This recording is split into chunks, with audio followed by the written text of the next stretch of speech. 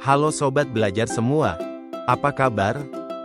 Semoga kalian sehat selalu dan bersemangat dalam belajar. Kali ini, video pembelajaran yang akan kita bahas adalah organ pernapasan manusia. Selamat belajar dan terus semangat.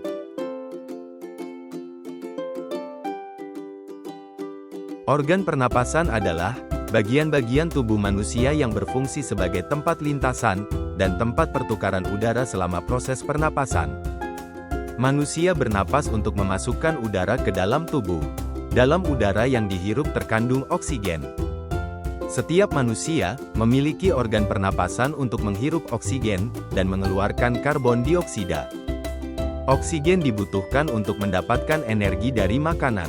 Energi itu membuat manusia bisa bertahan hidup.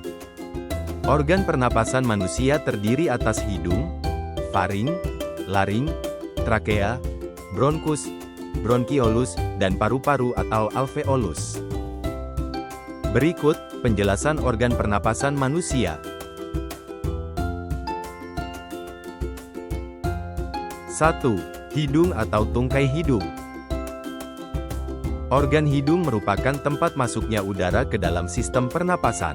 Selain itu, hidung berfungsi untuk menyaring, membersihkan, dan melembabkan udara yang masuk. Sel-sel rambut halus dalam hidung membantu menangkap partikel debu dan mikroorganisme yang bisa merusak saluran pernapasan dengan bantuan lendir. 2. Faring atau tenggorokan. Tenggorokan atau faring adalah saluran udara dan makanan yang berfungsi sebagai titik pertemuan antara saluran pernapasan dan saluran pencernaan. Bagian ini memungkinkan kita untuk mengarahkan udara ke saluran pernapasan dan makanan ke saluran pencernaan. 3. Laring atau kotak suara. Bagian sistem pernapasan yang mengandung pita suara bernama laring.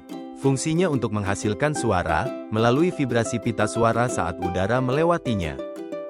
Selain itu, laring juga berfungsi sebagai katup udara, yang membantu mencegah makanan dan cairan masuk ke dalam saluran pernapasan.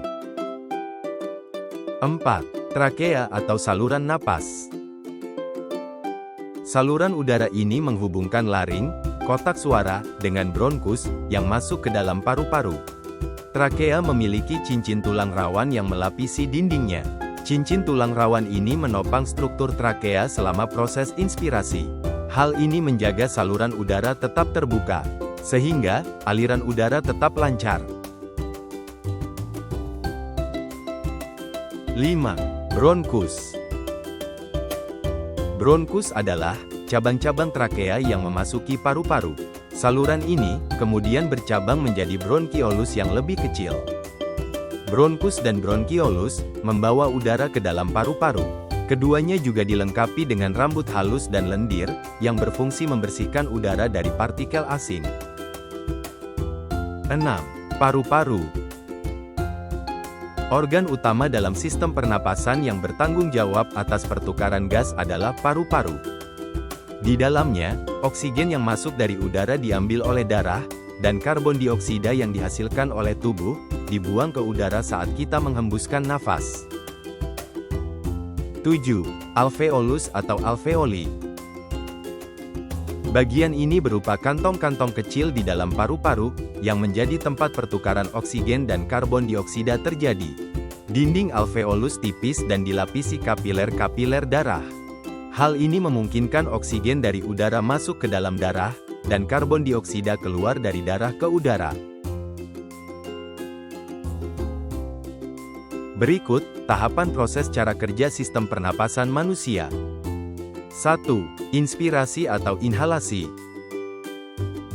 Ketika seseorang bernafas, impuls saraf di otak menyebabkan otot-otot pernapasan, seperti diafragma dan otot antariga, berkontraksi. Kontraksi ini mengakibatkan peningkatan volume rongga dada. Penurunan tekanan udara di dalam paru-paru, menyebabkan udara mengalir ke dalam paru-paru melalui hidung atau mulut. Selama inspirasi, oksigen akan masuk ke dalam sistem pernapasan. 2. Transportasi oksigen. Oksigen yang masuk ke dalam paru-paru, diangkut oleh darah melalui pembuluh darah paru-paru, yang kemudian menuju jantung. Darah yang mengandung oksigen akan dipompa oleh jantung ke seluruh tubuh melalui sistem peredaran darah. 3. Pertukaran gas di alveoli. Di dalam paru-paru, oksigen yang terbawa oleh darah memasuki alveoli, kantong-kantong kecil yang melapisi dinding paru-paru.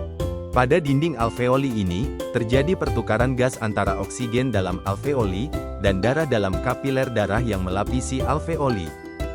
Oksigen berdifusi ke dalam darah, sementara karbon dioksida, yang merupakan produk sampingan metabolisme sel, berdifusi keluar dari darah ke dalam alveoli. 4. Ekspirasi atau eksalasi. Setelah oksigen terserap oleh darah, karbon dioksida yang dibawa oleh darah akan kembali ke paru-paru. Impuls saraf dari otak menyebabkan otot pernapasan relaks, mengurangi volume rongga dada dan meningkatkan tekanan di dalam paru-paru. Proses ini memaksa karbon dioksida keluar dari paru-paru, dan menuju ke hidung atau mulut. Sehingga, kita dapat mengeluarkannya melalui proses ekspirasi. 5. Transportasi karbon dioksida. Karbon dioksida yang keluar dari paru-paru akan diangkut oleh darah dan dibawa kembali ke jantung. Darah yang mengandung karbon dioksida akan dipompa oleh jantung ke paru-paru, di mana karbon dioksida dapat dilepaskan melalui proses pertukaran gas di alveoli saat kita menghembuskan nafas.